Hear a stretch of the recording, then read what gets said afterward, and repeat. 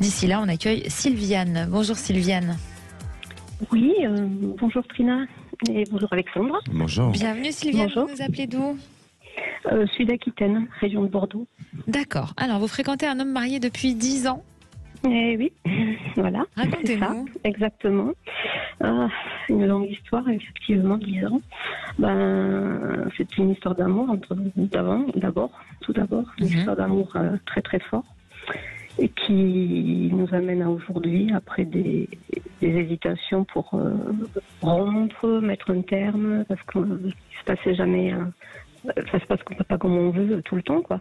Mais chaque fois, ça a été impossible, quoi. L'amour est tellement fort, c'est une alchimie incroyable, c'est tellement évident que. Mais le souci, c'est que lui il n'arrive pas à prendre la décision dont il parle depuis très longtemps, c'est-à-dire se séparer pour que nous vivions ensemble. Oui. À chaque fois, il me le promet, et chaque fois, il y a eu des problèmes, des décès, etc. Et surtout, ce qu'il voulait achever, c'est voir ses enfants travailler. Et là, on arrive au terme de leurs études. Donc, il m'a fait une nouvelle promesse pour 2023. Oui. Voilà, et je m'accroche encore à cette promesse-là, puisque pour moi, c'est vraiment l'homme de ma vie. Je peux pas vivre sans. Enfin, c'est très, très difficile, quoi.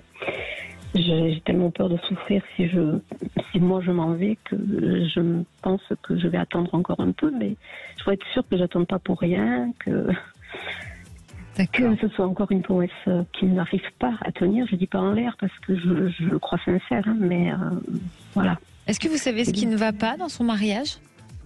Je pense que c'est l'habitude, la fin d'une histoire, enfin, voilà. D'accord. Ça fait très longtemps que c'est plat.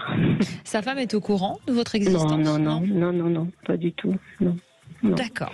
Est-ce que vous êtes prête à l'attendre encore longtemps? Parce que vous dites que vous seriez malheureuse si vous partiez. Mais en même temps, vous n'arrivez plus à le partager aujourd'hui. Oui, bon, j'arriverai à l'attendre peut-être encore un peu, mais on en a été malade, donc je ne voudrais pas passer ma vie à attendre, parce qu'on ne se voit pas beaucoup. Et, à quel rythme vous voyez?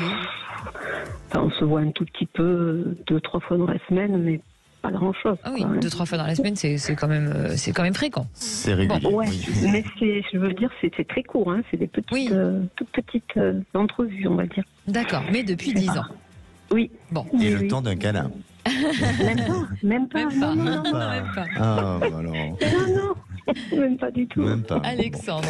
Alors, effectivement, je sens que cette histoire, elle vous prend beaucoup d'énergie, et puis vous investissez beaucoup d'espoir, hein, sur cette relation-là. Alors, pour moi, attention, hein, je ne suis pas en train de vous dire que ça ne va pas se faire, qu'il n'y a pas de possibilité, mais parfois, et même si ça va être difficile à l'entendre ou à l'admettre, mais si votre histoire, elle devait être conçue de cette manière-là, c'est-à-dire que si on en changeait le fonctionnement et le mode de l'histoire, est-ce que ça serait aussi beau? Est-ce que ça serait aussi magique? Eh bien, j'en suis pas sûr. En ce qui vous concerne, vous, hein, pour votre histoire. Parfois, il y a des histoires qui ne sont pas formatées de la manière comme on pourrait le souhaiter, comme on pourrait le projeter, voilà, de cette manière-là. Mais parfois, ces histoires-là ont besoin d'être construites de cette manière-là pour pouvoir exister, pour pouvoir vivre, pour pouvoir redonner de l'énergie et de l'essence à cet amour. Et vraiment, même si ça fait longtemps que vous attendez, que vous espérez à ce qu'il y ait un changement, à la fois, c'est ce rythme-là qui a fait vivre votre histoire et qui a permis jusqu'à présent de pouvoir durer dans le temps, et lui peut-être aussi d'avoir ce temps nécessaire pour réfléchir et puis assumer ce qu'il devait assumer dans sa vie personnelle et dans sa vie d'homme. Alors, Oui, il y a un changement qui s'annonce. Il y a un changement qui semble se faire pour 2023. Vous allez vivre ce changement ensemble. Par contre, je perçois pas cette notion d'installation commune. Je sens plus, lui, un besoin de se mettre en recul par rapport à sa vie familiale. C'est-à-dire que il risque effectivement de acter un changement dans sa propre vie de couple et avec sa femme, donc de vouloir se détacher, de vouloir peut-être prendre une habitation ou être plus autonome et plus indépendant, mais à la fois, je le sens vouloir se donner ce temps nécessaire pour pouvoir encore réfléchir, pour pouvoir avoir cette disponibilité et pour pas donner peut-être aussi le sentiment que il quitte sa femme pour aller vers une autre personne. Ouais. Voilà. Parce que il y a des enfants en plus. Il y a des enfants, voilà. Et puis depuis de nombreuses années, il est dans la notion du secret. Certains diront que c'est du mensonge, d'autres ça pourrait être du secret. Mais en tous les cas, il veut. On dirait qu'il va souhaiter vouloir maintenir je dirais cette notion-là de secret pour que progressivement ça puisse se dévoiler, mais autrement et différemment, et que ça ne soit pas si violent ou si dur pour les enfants. D'accord, et donc pour il sa femme. Ferait une transition en fait. Exactement. C'est un peu ce que vous ressentez. Hein. Oui, exactement. Donc pour moi, il y a un changement, c'est sûr, qui s'annonce. Donc il y a une évolution. Il semblerait qu'à partir du printemps-été 2023, là on rentre dans une période de changement. Pour vous, vous allez le vivre difficilement, même si on annonce du changement, mais vous allez le vivre difficilement parce que vous avez le sentiment que qu'il n'est pas encore totalement à vous et vous n'aurez pas le contrôle ou la maîtrise totale de votre histoire, donc ça va être encore un petit peu compliqué, mais il y a une progression, il y a un changement, il y a une évolution, il y a de l'espoir, il y a des possibilités ensemble. Sylviane, en partant du principe, comme souvent, que la prédiction d'Alexandre se réalise, comment vous prendriez le fait qu'il s'éloigne de sa femme, mais pour prendre une habitation seule et non pas avec vous? Est-ce que c'est quelque chose qui vous ferait mal ou est-ce qu'au contraire vous vous diriez au moins il s'est éloigné d'elle? Non, ça me ferait pas mal. Enfin, ça serait un pas pour lui, parce que je sais que c'est difficile pour lui, je le comprends. Ça serait un pas vraiment nouveau, quoi. Ce serait un grand pas.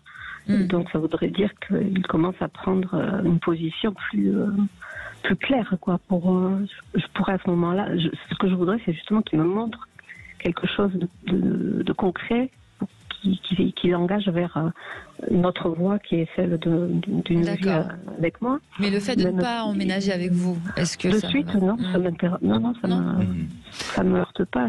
Je me dis, mais moi, dans l'espoir qu'après, ce soit le début. Est-ce que vous percevez une vie commune sur un beaucoup plus long terme? Non, je crois pas. Vous pour l'instant, ça m'est difficile d'avoir une projection si lointaine. Je pense qu'il vaut mieux déjà vivre votre moment présent et d'aller pas à pas sur l'évolution des choses.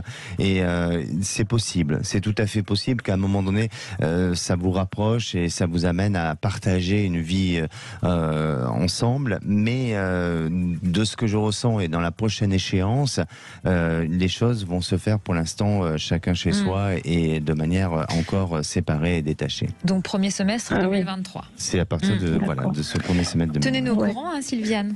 Oui, je peux poser une toute petite question. Alors très vite, supplémentaire. Oui, d'accord. Oui, parce qu'en fait, je me disais, est-ce que je change pas moi mon fusil d'épaule et en attendant qu'il prenne sa décision, j'avais l'opportunité peut-être de me faire muter dans un autre lieu, dans la même entreprise, pour souffler un peu et prendre ma vie en main. En attendant, plutôt que de rester là à l'attendre. Ça vous éloignerait beaucoup de lui? Une centaine de kilomètres. Alexandre? Bien, pour moi, je pense que ça peut être très bénéfique pour vous. Pour vous, à tout niveau. Déjà, par rapport à une autre évolution, à un changement. Et comme vous dites, vous avez besoin peut-être de concentrer votre pensée sur autre chose.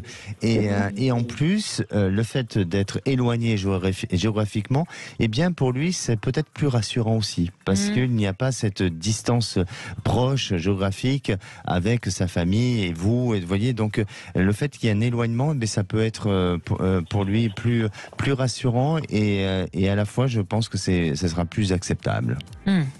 D'accord. Merci Sylviane d'avoir été avec nous. Merci beaucoup. À bientôt Sylviane, merci pour votre témoignage. Merci.